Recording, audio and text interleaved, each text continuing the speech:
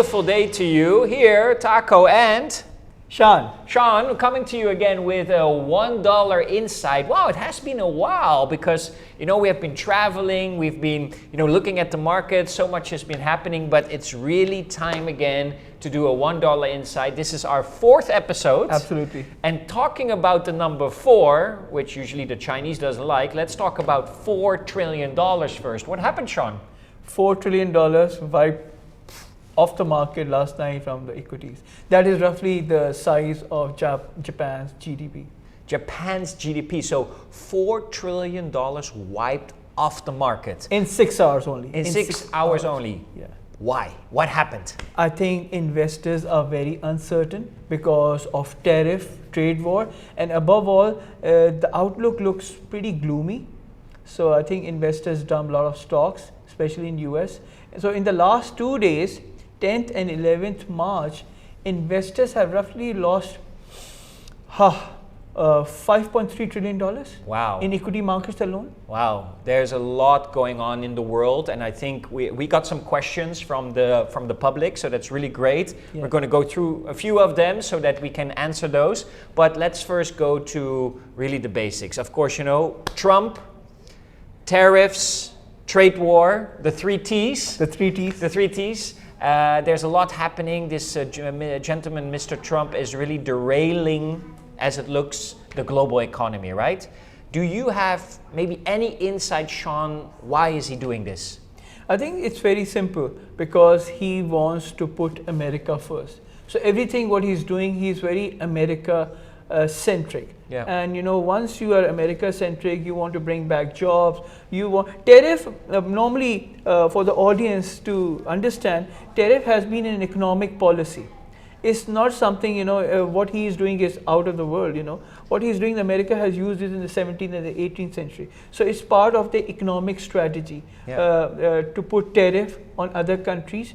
So that it brings momentum in the economy. But at this point of time, I think the momentum has slowed down, as you rightly pointed out, is going to derail the economy. He is already talking about the economy is going to take transition. That's a sweet way of saying the recession is coming. Yes. So once the US economy hits the recession, we can expect the US economy will recover by December 2026, not before that. Yes. Because it's a long haul. Yes. So I think, as you already mentioned, we are in for some slowdown, and the growth momentum, the pivot of growth is moving towards Asia. But as you know, all the economies are interconnected, they're intertwined. You can't really stay isolated, or you can't work in vacuum.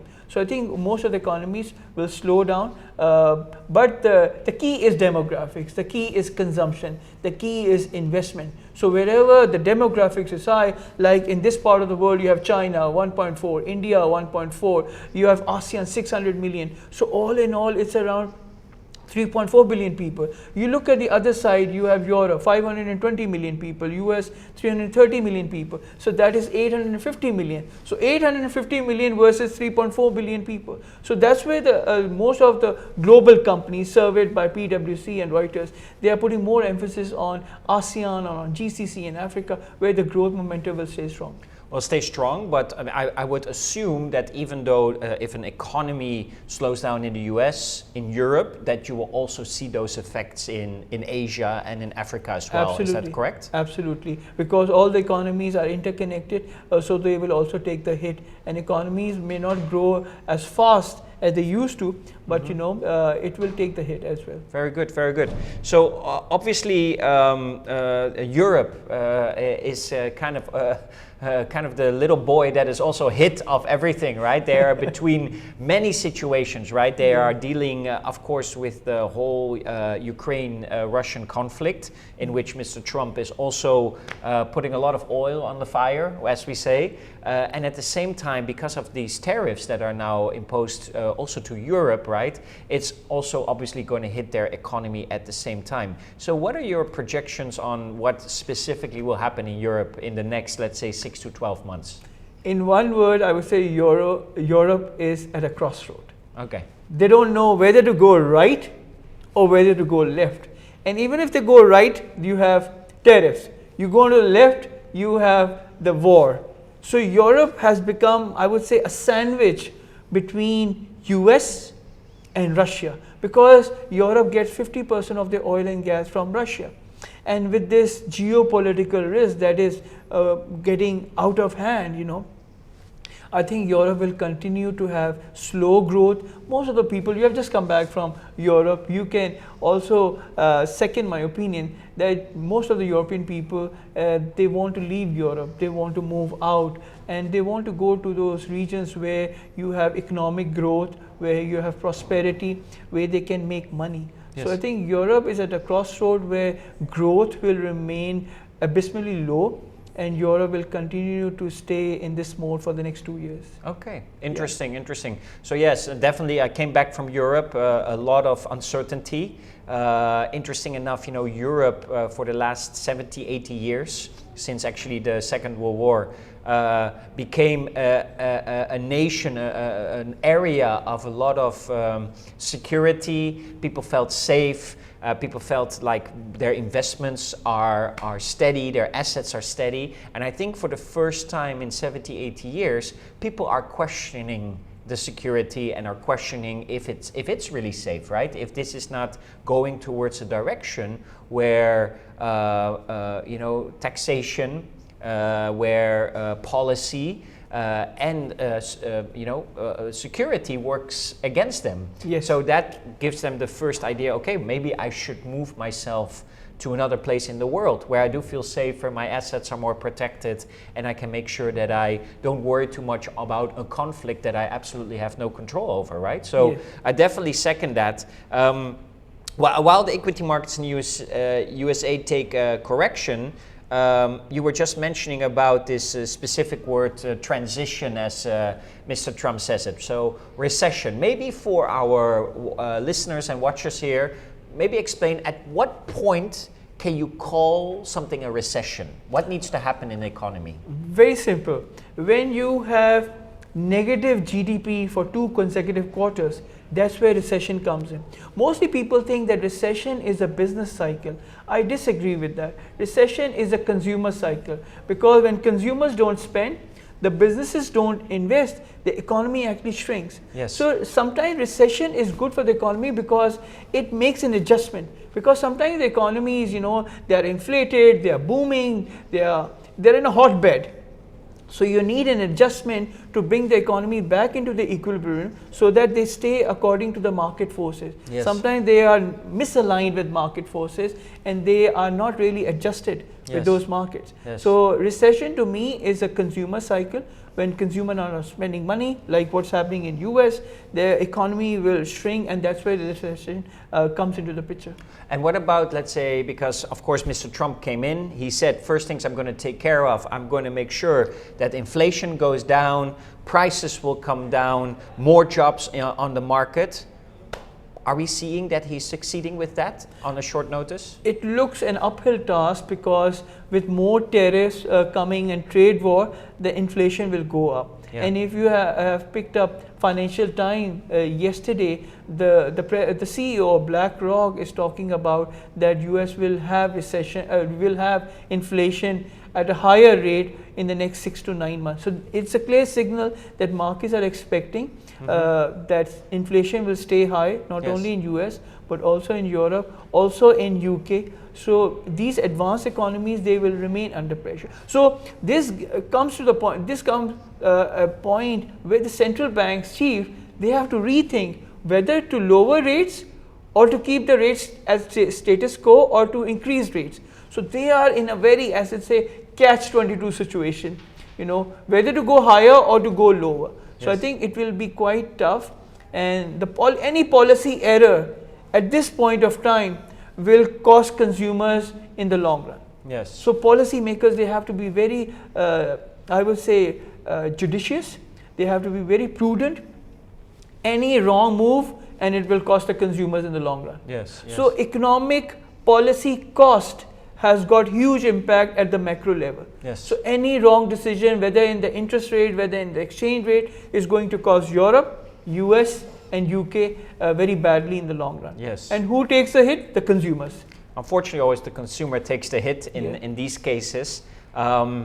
We see in the globally also a lot of changes in leadership. Not only Mr. Trump has taken over power, we see a new prime minister in Canada. Germany just is going to get a new letter, a new chancellor over there. The UK just recently got their new leader.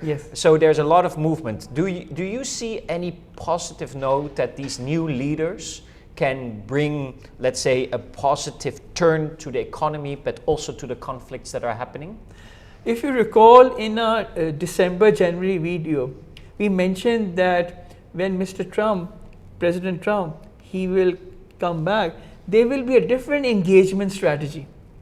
So what we are witnessing right now, there's a different engagement strategy. He has got different engagement strategy with Europe, UK, and with Russia, and even with GCC leaders. So I think the new leaders, the new leadership in various countries, they are now pondering and they are now revisiting how they are going to navigate through these tumultuous times. It's not easy, you know. When a country is imposing 25 or 50% tariff, you are suddenly taking the hit. And your companies are at in a very awkward situation, how to balance that out. So it's not easy. There will be a leadership. That's where, this is where the leadership comes in. How you put your diplomatic skills, how you put your leadership skills at play. And so in order to bring all the stakeholders on the negotiating table so that it is a meaningful discourse, number one, it's a positive outcome for everyone, and all the stakeholders, they benefit in the long run. But right now I feel that things are looking very, very challenging because there is a sense of disharmony. You're not accepting others and others are not accepting you. So I think there is a sense of disharmony at the moment. Interesting times, interesting moments. I think one of the things that I always go back to is a book that I read that I always found very interesting, is of a very big hedge fund manager called Ray Dalio, who wrote a great book, The Changing World Order, right, where the world order is moved away from the US and cycled into a new world order. Is that what we're experiencing right now, do you think? Absolutely. The world order has changed. I was taking an interview last month with a global TV, and I said the world order is changing and it will change at a very fast pace. So the period from 2025 to 2030, we will see a lot of transition, the world order being challenged, changed, and the pivot of growth will move towards Asia. So the future lies in Asia. Europe will remain under pressure. Same goes for UK and for US. Interesting, interesting. So having said that, so let's quickly talk just one quick note about China. China seems to be a bit silent on the background, probably recovering also from their internal economy, with some challenges over there, especially in the real estate. They're not mingling themselves in many of these conflicts, a bit on the back end. But what do you see from the numbers? Are they recouping themselves to really gain back the power that they were looking for? China is coming back. They've already mentioned for this year, they are projecting the GDP to hit 5%. So they have put the benchmark that the economy will not go beyond 5%. Okay. As you said, they are very silent. They are behind the scenes, but the economy is recovering. It might be in a slow growth mode, but the policy makers are totally committed to keep the momentum so that it may maintain a healthy growth for the economy. Not 10%, even 5% for China at this point of time, where you have so many geopolitical risks, commodity prices are again going up, interest rates are high in many economies. If you can manage 5.5% at this year, I think it's quite remarkable. It's pretty good, huh? Pretty good, yes, very good. So your final insights on the global markets. What's coming ahead? What do we see globally? Maybe also some specific markets that you want to highlight globally, that you see some interesting numbers. What do you see for, let's say, the next, shall we say, 3 to 6 months? Absolutely. I think we can expect the markets to remain uncertain. we are in the same era of 1970s. I give full credit to my Nobel laureate professor Robert Fogel, who would always encourage me that, Shan, you have to read history. Shan, you have to read history because it repeats after every 25, 30, 35 years. Markets remain uncertain. Most of those sophisticated and smart investors, they are going back into tangible assets like real estate, gold, silver, agriculture, arts. So I think these assets will remain solid and strong. Equity and bond market will remain under pressure. Already yields have started showing their heads. Equity markets are down, investors are nervous, and a lot of people are going long on cash. So that gives them the financial power. So if you want to stay financially independent, financially secure, you have to take position in tangible assets because your peace of mind is very important. And that is very important. That is a good point. So I think that is really nice. That helps us to close actually on a very positive note, right? Yeah. Because we want people to be safe with their investments. Absolutely. So Sean, as always, great honor to sit with you here today. Thank you for your great insights. We're going to do more of them again in the near future. But thank you for now. And that brings us to an end of today's, a $1 Insights. $1 Insights. And we hope to see you again next time. And please keep sending in those questions because Sean and I are very happy to answer them for you. See you next time. Bye-bye. Bye-bye.